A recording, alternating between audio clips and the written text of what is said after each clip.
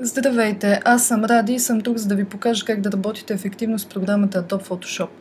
За целта ще използвам Photoshop CS6, но ако разполагате с някоя друга версия, ще можете спокойно да правите по-голямата част от упражненията. Ако имате някакви затруднения, може да ни пишете по всяко време. Този пакет уроци е предимно насочен към начинаещите, т.е. хора, които сега стартират с тази програма. И за това ще обясняваме доста подробно, дори на пръв поглед очевидни неща.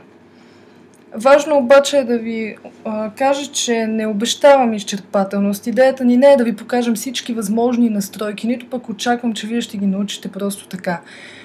По-скоро целта ни е да създадете една добра база и да разберете логиката, по която работи програмата, така че да можете спокойно, като гледате и по-сложни уроци или четете туториали, да ги правите без това да ви затруднява и да се развивате по този начин самостоятелно. Този пакет уроци е част от идеята на ProPublic, която е една организация, в която се опитваме да се развиваме и да споделяме това, което знаем и можем, както и да се срещаме с други хора, които имат близки до нашите интереси в повечето креативни области.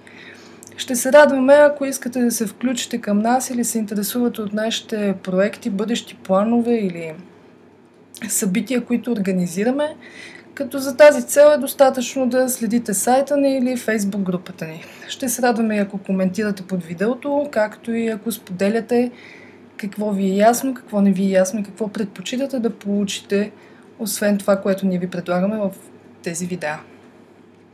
В следващото видео ще разгледаме по-подробно как се организират панелите и менютата, както и какво представляват инструментите и как можем да ги използваме.